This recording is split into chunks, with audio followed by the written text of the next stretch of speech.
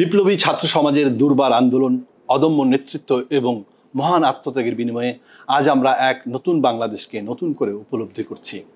গণ অভ্যুত্থান পরবর্তী এই নতুন বাংলাদেশ অর্জনের সমস্ত কৃতিত্ব এই ছাত্র সমাজের। এই গণ অভ্যুত্থানে একদিকে যেমনি শিক্ষার্থী জনতার মুহুর্মুহু মিছিলে স্লোগানে প্রকম্পিত হয়েছে রাজপথ, ঠিক তেমনি অন্যদিকে শোষণ আর নিপীড়নের হাজারো ছবি, ভিডিও চিত্র সামাজিক মাধ্যমে ছড়িয়ে দিয়েছে কেউ কেউ।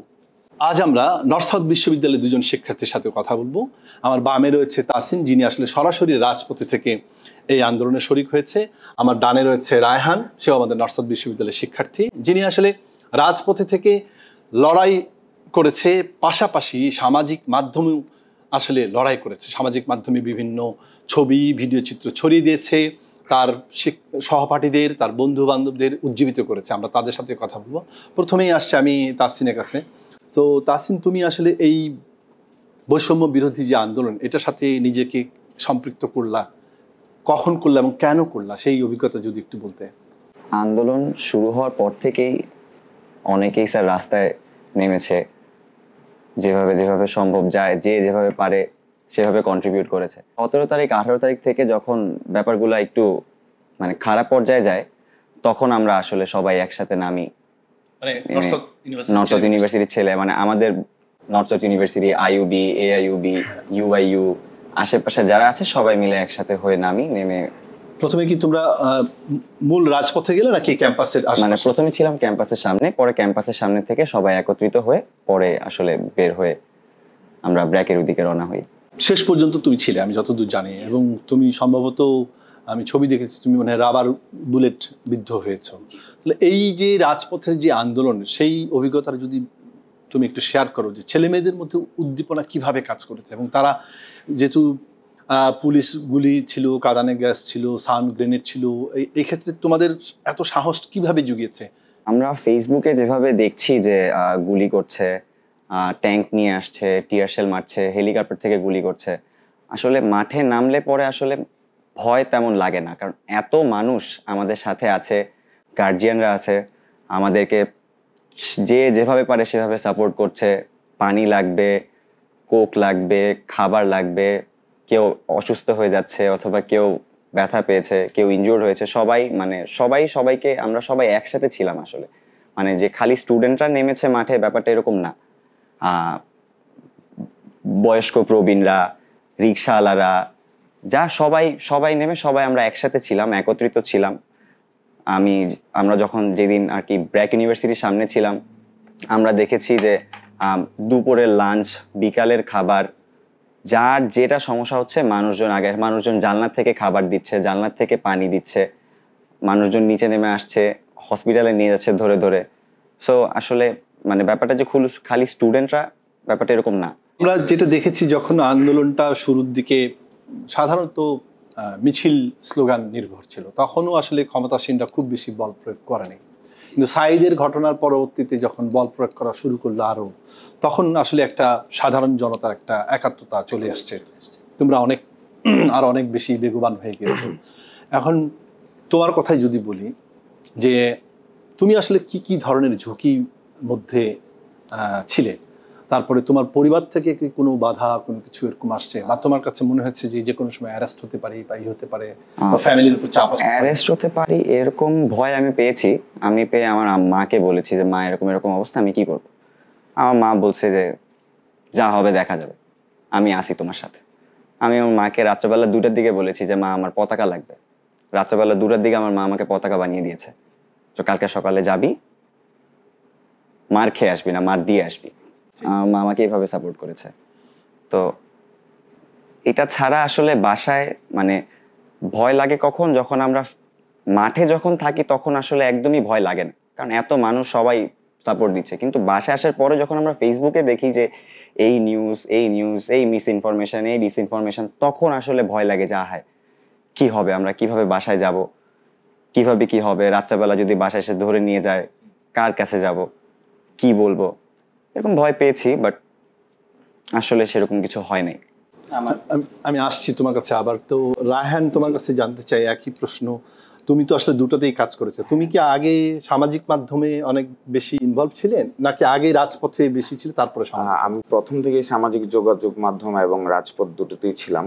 সাইমালটেনিয়াসলি তুমি হ্যাঁ, দুটোই জি। করছিলে? প্রথমে যখন আমার এখনো মনে আছে যে জুলাইয়ের 15 তারিখে সম্ভবত আর্জেন্টিনার ফাইনাল খেলাটা হয় কোপা হ্যাঁ। আমেরিকার। তো এর আগের দিন হচ্ছে আমাদেরকে বার্তা দেওয়া হয় যে প্রতিটা গ্রুপের মধ্যে যে আমাদের ভাইদেরকে মারা হচ্ছে, ম্যাস কিলিং হচ্ছে এবং আন্দোলনে আমাদেরকে শরীক হওয়া উচিত। তো তখন আমরা হচ্ছে যে সামাজিক মাধ্যমে তোমাদের যে 14 তারিখে আমাদের যত নর্থসাউথের গ্রুপ আছে ওইগুলোর মধ্যে বলা হচ্ছিল। তো আমরা তখন সবাইকে ডাক দিই, আমরা পোস্টগুলো অ্যাপ্রুভ করা শুরু করি যে হ্যাঁ এর তো একটা যৌক্তিক আন্দোলন, অবশ্যই এখানে কেন বৈষম্য থাকবে। তো আমরা এই স্টেপটা নেই আমরা প্রথমে।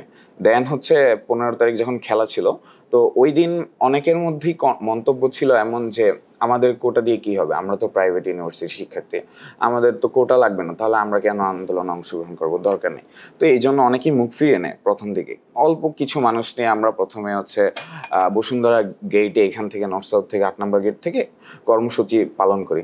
এরপর আমরা বসুন্ধরা গেটে যখন কার্যক্রম শুরু করি এবং এই কার্যক্রমের ছবি ভিডিওগুলো প্রকাশ হতে শুরু করে আমাদের ভার্সিটির গ্রুপগুলোতে, তো আমার কাজটা ছিল এমন যে দিনের বেলা আমি হচ্ছে আন্দোলনেও ছিলাম, সাথে সাথে ভিডিও ছবি এগুলো প্রকাশ করতাম। ভিডিও ছবি হ্যাঁ। তুমি নিজে করতে? জি, আমি করতাম, আমি অ্যাপ্রুভ দিতাম, আবার অনেকে পোস্ট করতো। তুমি ওই তোমাদের পেজটা, যেহেতু আমি নর্থ সাউথ শীট পোস্টিং এর মডারেটর, সো আমার দায়িত্ব ছিল যে মানুষের যৌক্তিক দাবিগুলো, আমাদের স্টুডেন্টদের যৌক্তিক দাবিগুলো তুলে ধরা। তো যারা যারা সুন্দর সুন্দর পোস্ট দিত এবং আমরা ভেরিফাই করে নিতাম যে এগুলো কি গুজব নাকি সত্য ঘটনা, তো এগুলো ভেরিফাই করে আমরা যথেষ্ট সম্ভব চেষ্টা করতাম যে পোস্টগুলো অ্যাপ্রুভ করার। তো এভাবেই চলছিল। এরপরে যখন জুলাই 16 তারিখে আমাদের আবু সাইদ ভাই মানে ডিরেক্ট অন ক্যামেরা পুলিশের গুলিতে নিহত হয়, এরপর আন্দোলনটা আরও বেগবান হয়ে যায়। তখন আর মানুষের মধ্যে ছিল না যে আমরা কোটা আন্দোলন করতেছি, তখন আমরা ছিল যে আমরা আমার ভাইয়ের রক্তের প্রতিশোধ নিতে এসেছি রাজপথে, আমরা এটার বিচার চাই। তো এটা দিয়ে আমাদের শুরু হয় আন্দোলনটা। আর যখন হচ্ছে পাবলিক ইউনিভার্সিটিতে একদিকে যখন আন্দোলনটা অনেক তুখর পর্যায়ে চলে যায়, তখন অথরিটি মানে আমাদের গভর্নমেন্ট, যখন তৎকালীন গভর্নমেন্ট ছিল, তারা হচ্ছে আন্দোলনকে প্রতিহত করার জন্য তখন তারা আমাদেরকে হল ত্যাগ করতে বাধ্য করে আমাদের পাবলিকের ভাইদের। তো তাদের ওই জায়গায় অনেক সমস্যার সৃষ্টি হয়। তখন আমরা প্রাইভেট ইউনিভার্সিটির যে একটা জাগরণ হলো, এটা জাস্ট লাইক অ্যাভেঞ্জার্স, আমরা একেবারে ওরা মাঠ থেকে চলে গেছে কিছুটা, আমরা তখন একেবারে নতুন উদ্যমে শুরু করি। BRAC university, AIB, IB, NSU, যত ভার্সিটি আছে প্রাইভেট ইউনিভার্সিটি, সবাই আমাদের এই যে রামপুরা, বাড্ডা, বসুন্ধরা, উত্তরা, এই দিকগুলোতে প্রবল আন্দোলন শুরু করে। তো এই ক্ষেত্রে হচ্ছে সরকারও একটু ভেবাচেকে খেয়ে যায় যে আমি যেখান থেকে আন্দোলন উৎপত্তি পাবলিক ইউনিভার্সিটি, সেইখানে আন্দোলনকে দমাইলাম, আর এইদিকে হচ্ছে প্রাইভেট ইউনিভার্সিটিতে শুরু হয়ে গেল। তো এইভাবেই আর কি আমাদের প্রাইভেট ইউনিভার্সিটির আন্দোলনের যাত্রাটা শুরু হয়। এবং আমরা ধীরে ধীরে যখন আন্দোলনটা আরও বড় হতে থাকে, তখন সরকার এই যে কারফিউ ঘোষণা করে যাতে আমাদের দমাইতে পারে। এরপরে চারদিকে আমাদের পুলিশ দিয়ে, হানাদার বাহিনী লেলিয়ে আমাদেরকে খোঁজা শুরু করে। আমি যখন বসুন্ধরাতে ছিলাম, রাতে ঘুমাইতে পারতাম না, মানে বাইরে গ্রুপের মধ্যে মেসেজ আসতো যে পুলিশ তো রেড দিচ্ছে, বিভিন্ন জায়গায় বাসার দারোয়ানদের এসে জিজ্ঞেস করছে যে এই বাসায় কি স্টুডেন্ট থাকে নাকি মানে ফ্যামিলি বাসা। তো এই সময়গুলোতে খুবই মানে ভয় কাজ করতো যে হ্যাঁ, আমি যদি চলে যাই তাহলে তো আমি আন্দোলনে থাকতে পারবো না, ঠিক আছে, আমার তো তখন জেলের ভিতর থাকতে হবে। তো এই জিনিসগুলোর জন্য কিছুদিন লুকিয়ে ছিলাম, এখানে ওখানে ছিলাম, বাট আমার সোশ্যাল মিডিয়া অ্যাক্টিভিটিস চলতো। আর রাতের বেলা মানে একটা ভয় কাজ করতো, বাসা থেকে যখন দেখতেছে যে বাসায় বাসায় রেড হচ্ছে, বিভিন্ন জায়গায় ছড়ায় যাচ্ছে, বাসা থেকেও প্রেশার আসা শুরু করলো যে তুমি বাসায় চলে আসো। যেহেতু আমার বাসা হচ্ছে যাত্রাবাড়িতে, ঢাকাতেই, তো আমি এখানে ব্যাচেলর থাকি আর কি। তো বাসা থেকেও প্রেশার আসা শুরু করলো। তবুও আমি মানে যেতে চাচ্ছিলাম না, কারণ আমার ভাইদেরকে রেখে আমি একা চলে যাব, ময়দান থেকে চলে যাব, এটা আমি মানতে পারছিলাম না। যার কারণে আমি এখানে 24-25 তারিখ পর্যন্ত বসুন্ধরাতে ছিলাম এবং আন্দোলনে ছিলাম। যখন একটু বেশি শুরু হয়ে গেল, পুলিশ যে আর্মি দিয়ে বসুন্ধরা কন্ট্রোল করা শুরু করলো, তখন আমি চিন্তা করলাম যে আচ্ছা, এখানে তো আন্দোলনটা প্রায় দমে যাচ্ছে। তখন আমি আমার যাত্রাবাড়িতে চলে গেলাম। সেখানেও আমি যে দেখলাম যে সেখানেও তুখর আন্দোলন। সেখানে শুধু ছাত্রছাত্রী না, সেখানে মাদ্রাসার স্টুডেন্ট থেকে শুরু করে আমাদের সাধারণ লোকেরা, আমাদের রিক্সাওয়ালা মামারা, এবং সবাই একসাথে সানন্দে আন্দোলনে অংশগ্রহণ করে, কারণ তারা দেখছিল যে আন্দোলন শুধু কোটা আন্দোলন সীমাবদ্ধ ছিল না, আন্দোলনটা কোটা আন্দোলন থেকে শুরু হয়ে গেছে আমার ভাইয়ের রক্তের প্রতিশোধ। তো আমরা সবাই তখন আন্দোলনে অংশটা নেই, এবং আলহামদুলিল্লাহ যে আমাদের বাংলাদেশ সেনাবাহিনীকে অসংখ্য ধন্যবাদ যে তারা সবসময় আমাদের পাশে ছিল, তারা আমাদের যে কোনো পরিস্থিতিতে আমাদেরকে হ্যান্ডেল করেছে।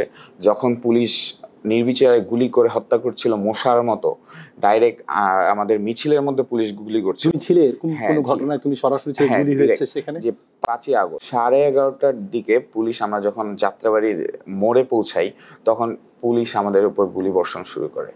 এর মাধ্যমেই মানে বোঝা যায় যে তারা যে পাকিস্তানি হানাদার বাহিনী থেকে কম না পুলিশ, তারা কমান্ড ফলো করতেছিল, কিন্তু তারা তাদের বিবেক কাজ করছিল না যে আমরা তো তাদের ভাই বোন, তাই না? তারা আমাদের বোনদের উপর গুলি করছে, এখানে হাতে গুলি লাগছে, বুকে গুলি লাগছে, অন স্পট 2-3 জন মারা গেছে আমার চোখের সামনে।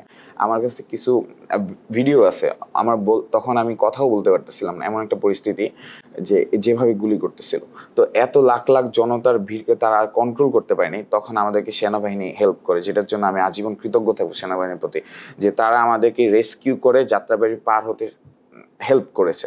এরপর যখন যাত্রাবাড়ি আমরা পার হলাম তখন শুনতে পারলাম যে আমাদের প্রধানমন্ত্রী হচ্ছে পদত্যাগ করেছে। তখন আমরা বিজয়ের মিছিল শুরু করে দিলাম।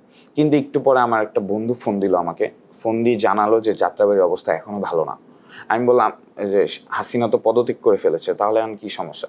বলতেছে যে যাত্রাবাড়িতে নাকি এখনো গোলাগুলি হচ্ছে। তো আমিও অবাক হইলাম বিষয়টা, যেহেতু আমাদের প্রধানমন্ত্রী পদত্যাগ করছে, তাও কেন এরকম ঝামেলা? পরে শুনতে পারলাম যে এখানে লাখ লাখ জনতা পুলিশের উপর হামলা করেছে, তো পুলিশও তাদেরকে প্রোটেক্ট করার জন্য সেখানে হামলা চলছিল। তো এই ঝামেলাটা চলছিল একেবারে সন্ধ্যা 6টা পর্যন্ত। এরপর কিছু আর্মি পুলিশকে রেস্কিউ করে, আর বাকি যে পুলিশরা ছিল তারা হচ্ছে জনগণের গণপিটুনি খেয়ে আর কি মারা যায়। ওই দিন সম্ভবত 100-র অধিক আমাদের স্টুডেন্ট ভাই সমাজ, ছাত্রছাত্রী, মাদ্রাসার সবাই মিলে 100-র অধিক মারা যায়, এবং পত্রপত্রিকার বিষয়গুলো আসে। এইভাবেই হচ্ছে হলো আর কি প্রাইভেট ইউনিভার্সিটির যাত্রাটা। আমাদের প্রাইভেট ইউনিভার্সিটির যত শিক্ষার্থী আছে তারা বসুন্ধরা থেকে যদি আন্দোলনে অংশগ্রহণ করতে না পারে, পারিবারিক প্রেশার, পুলিশের প্রেশার, তারা মানে আমাদের পুরো ঢাকা শহরেই তো আমরা ছড়িয়ে ছিটিয়ে আছি প্রাইভেট ইউনিভার্সিটি। তো সব জায়গায় আমি দেখেছি আলহামদুলিল্লাহ যে আমার ভাইয়েরা অংশগ্রহণ করেছিল। শুধুমাত্র কেবল পাবলিকই ছিল না, এই আন্দোলনটা পাবলিক, প্রাইভেট, মাদ্রাসা, সার্বজনীন, হিন্দু, বৌদ্ধ, খ্রিস্টান, মুসলিম সবাই মিলে আমরা আসলে। আচ্ছা, আমি তোমার কাছে আবার আসবো। তাসিন, রায়হান যে বললো যে তার চোখের সামনে গুলি হয়েছে এবং মারা গিয়েছে, তুমি আসলে কখন কিভাবে তুমি গুলিবিদ্ধ হলে এবং তখন তুমি কি কি পর্যায়ে ছিলে, কি করছিলে, কোথায়? আমি সেদিন 10 নম্বরে ছিলাম মিরপুরে। তো তোমার বাসা? মিরপুরে আমার বাসা 10 নম্বরে গোলচক্কর। এখানে প্রায় আমার আওয়ামী লীগের 4টা-5টা এমপি মন্ত্রী সহ সবাই মিলে আসলে এখানে কর্মসূচি গ্রহণ করছে। তো আমরা প্রথমে যখন ভাবছি যে বের হবো 10 নম্বর যাব, বাট ওরা আসলে সকাল থেকেই 10 নম্বরে অবস্থান করছিল, যার কারণে স্টুডেন্টরা এখানে যে জড়ো হতে পারছিল না। অন্য আশেপাশে যেসব জায়গা ছিল সেখানে আসলে আর্মিরা বসেছিল আর স্টুডেন্টদের জড়ো হতে দিচ্ছিল না। তখন তো কারফিউ চলতেছে। তো তখন একটা সময় আমরা 12টা-1টার দিকে সবাই বের হয়ে প্রশিকার সামনে, মানে স্টেডিয়ামের সামনে আমরা সবাই মোটামুটি কিছু লোকজন জড়ো হই, আর ইনডোর স্টেডিয়ামের সামনে থেকে আরো কিছু মানুষজন একসাথে জড়ো হয়। তো আমরা সবাই তখন মিলে একসাথে কথা বলে প্ল্যান করি এরকম যে আমরা সবাই মানে হ্যাঁ, আমরা প্রশিকার সামনে আর ইনডোর স্টেডিয়ামের সামনে আরো কিছু মানুষ। তো পরে আমরা 2 গ্রুপ একসাথে হয়ে মানে পপুলারের সামনে থেকে আগানো শুরু করি। তখন আর্মিরা আমাদেরকে একদম ডিরেক্ট হেল্প করে, যে আর্মিরা মানে আমি আর্মিদের সাথে যে কথা বলছি, যে বলতেছি যে এরকম এরকম সমস্যা, আমরা কি করব, তখন আর্মিরা বলতেছে যে আমাদেরকে সামনে দাও, তোমরা আমাদের পিছনে থাকো। আর্মি ডিরেক্ট আমাকে এই কথা বলেছে যে আমাদেরকে সামনে রাখো, তোমরা পিছনে যাও, সামনে আগায় না। তো এর কিছুক্ষণে মানে ওই 10 নম্বরে যেসব লোকজন ছিল তারা অনেকক্ষণ গোলাগুলি করে, অনেক মানুষজন এখানে মারা যায়। তারপর ওরা 3টা-3:30টার মধ্যে ওদের 10 নম্বর গোলচক্করে যে স্থান ত্যাগ করে, এরপরে আমরা ওই গোলচক্কর এখানে যাই, 10 নম্বর গোলচক্কর এখানে। তো ওইখানে যাওয়ার পর আমি দেখতেছি যে মিরপুর থানার সামনে থেকে ওরা পুলিশরা ননস্টপ গুলি করছে, আর রাবার বুলেট। তো তখন আমি যে ভিডিও করতে যাই, তখন আমার চোখে মানে চশমা, আমি সানগ্লাস পরা ছিলাম, আমার চোখে একটা গুলি লাগে, মানে রাবার বুলেট লাগে, হাতে এখানে একটা রাবার বুলেট লাগে। তো পরে সাথে সাথে ব্যাক করে চলে আসি, আর ওই পাশে ছিলাম না। আর আর্মিরা বলছিল যে 6টা পর্যন্ত থাকা যাবে, 6টার পর আর ওইখানে থাকা যাবে না। তো আমার কিছু ফ্রেন্ডরা 6টার পরে ছিল। তো ওই দিন ওইখানে প্রায় 6টার পরে মানে কেউ দেখে নাই কোত্থেকে গুলি করছে, 6 জন মারা গেছে। 10 নম্বর গোলচক্করের এখানে 6 জনকে গুলি করা হয়েছে, শিক্ষার্থী সব। কোত্থেকে গুলি আসছে, কে গুলি করছে, কেউ কিছু দেখেও নাই, কোনো ভিডিওতে কোনো কিছু এখনো পাওয়া যায় নাই। ও যে বললো যে কোত্থেকে গুলি আসছে, আমাদের এলাকায় যেটা হয়েছিল যে আমাদের মানে রোডের সাথে যেই বাসাগুলো ছিল, এইসব বিভিন্ন বাসার মধ্যে স্পাই ছিল, যারা হচ্ছে ছাদ থেকে গুলি করছিল। এই জিনিসটা আমি খেয়াল করেছি। তারা হতে পারে আওয়ামী লীগের কর্মী অথবা পুলিশ। হ্যাঁ, তাদের কাছে মানে গুলি ছিল, তারা গুলি করছে। এরপরে আমরা যখন খোঁজা শুরু করি যে গুলিগুলো কোথা থেকে আসছে, তারপরে আমরা একটা বাসায় যাই এবং ওই বাসায় ব্যাপক ভাঙচুর হয়, মানে যে বাসায় দেখা গেছিল পুলিশটাকে। তারপরে সে মানে ওইখানে যাওয়ার পরে আর তাকে খুঁজে পাওয়া যায়নি, কিন্তু সে মানে ওইখান থেকে চলে গেছিল। এই হচ্ছে ব্যাপার। চোরাগুপ্তার মতো আর কি। হ্যাঁ, তারা বিভিন্ন জায়গায় ছড়ায় ছিটায় ছিল। যাই হোক, আমরা আসলে যেটি তোমাদের কথাবার্তা থেকে যেটি জানলাম, যে রাজপথে থেকে আসলে তোমরা আসলে নেতৃত্ব দিয়ে অসীম সাহসিকতা দেখিয়ে এবং নির্ভীকভাবে কাজ করে তোমরা যে বিজয় অর্জন করেছো। আবার তোমাদের মতো যারা নেপথ্যে থেকে সামাজিক যোগাযোগ মাধ্যমে, দুটোই আসলে খুবই খুবই গুরুত্বপূর্ণ, আমাদের এই আন্দোলনটাকে বেগবান করেছে। আমরা যেটাই তাদের অভিজ্ঞতা থেকে জানলাম যে তারা আসলে ব্যক্তিগতভাবে কীরকম ঝুঁকি বা কীরকম পরিস্থিতির মধ্য দিয়ে গিয়েছে। তো এই অর্জন আসলে এই রায়হান এবং তাসিনদের মতোই আমরা সবার কথা শুনতে চাই। কিন্তু শেষ করার আগে আমি একটি প্রশ্ন করতে চাই যে বৈষম্যহীন বাংলাদেশ তোমরা দেখতে চাও, এই তোমাদের যে জেনারেশন জি, প্রত্যাশা কি তোমার? কি চাও? কোন ধরনের সরকার অবকাঠামো দেখতে চাও? আর্থিক পরিস্থিতি বা আর্থিক উন্নয়ন কোথায়, কি তোমাদের এক্সপেকটেশন? কি তুমি গ্রাজুয়েট হবে কিছুদিন পরে, তাহলে তুমি কি চাও? এই যে তুমি লড়াই করলে, সংগ্রাম করলে, তোমার আসলে প্রত্যাশা কি? আসলে আমরা লড়াই করলাম, সংগ্রাম করলাম, এখানে কিন্তু আমরা কেউই আমাদের ব্যক্তি স্বার্থ দেখি নাই।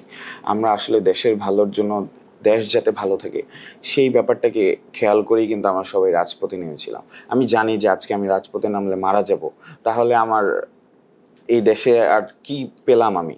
তো এই দিকটা দেখেই আমার ভালো লাগলো যে আমার জনগণ সচেতন। আমরা এতদিন যে একটা ফ্যাসিস্ট সরকার আমাদেরকে 15 বছর শাসন করেছে এবং আমাদের উপর অত্যাচার করেছে, দুর্নীতি করেছে, বিভিন্নভাবে আমাদের দেশের সম্পদকে তারা পাচার করে দিয়েছে, এই জিনিসগুলো আমরা এখন রুখে দাঁড়াতে চাই। আমরা চাই আমাদের নতুন ভবিষ্যৎ বাংলাদেশটাকে গড়তে। এখানে বিভিন্ন উন্নয়ন হবে, আর এতদিন যে আমাদেরকে উন্নয়নের নামে চুনকালি লাগিয়ে রেখেছিল, আমরা এগুলা মানে প্রত্যাহার করে এখন নতুন একটা সমাজ করতে চাই। আমাদের ইকোনমিক ডেভেলপমেন্ট হবে, আমাদের সোসাইটি অনেক সুন্দর হবে, আমরা সবাই মিলে সুন্দরভাবে যাতে বসবাস করতে পারি, আমাদের যাতে বিদেশে পড়াশোনা, হায়ার স্টাডি করার জন্য বিদেশে না যাওয়া লাগে, আমাদের দেশে যাতে এই রিসোর্সগুলো অ্যাভেলেবেল থাকে। আমরা এভাবে আর কি চাই যে আমাদের দেশটা গড়ে উঠুক সুন্দরভাবে। Thank you. তাসিন, তোমার কাছেও একই, তুমি আসলে কি চাও? তোমার প্রত্যাশা কি? আমার প্রত্যাশা আসলে একটাই, যেটা হচ্ছে যে সবাই যাতে সবার বাক স্বাধীনতাটা ফিরে পায়, যাতে সবাই সবার সমস্যার কথা, প্রবলেমের কথা সবাই মানে কোনো ভয় ছাড়া সবার সাথে বলতে পারে যে আমার এটা হয়েছে, আমার এই সমস্যার জন্য আমি এই প্রবলেম ফেস করতেছি, যাতে এইটা আর না থাকে দেশে। উন্নয়ন আসলে সব দেশেই হচ্ছে, সব দেশেই হবে আসলে, মানে সময়ের সাথে সাথে যুগের সাথে সাথে সবাই তাল মিলিয়ে এগিয়ে যাবে, এটাই স্বাভাবিক। কিন্তু তার সাথে যাতে সব কিছু ঠিকঠাক থাকে, মানুষজন যেন সব সমস্যা, সব কিছু যাতে কেউ যাতে কাউকে দেখে ভয় না পায় যে আমি এটা দেখে এটা বলতে পারবো না, উনি আমাকে এটা বললে এই প্রবলেম করবে, যাতে এরকম কিছু না থাকে। আমরা দুজন এই প্রজন্মের এই আন্দোলনের লড়াকু সৈনিকের কথা শুনছিলাম।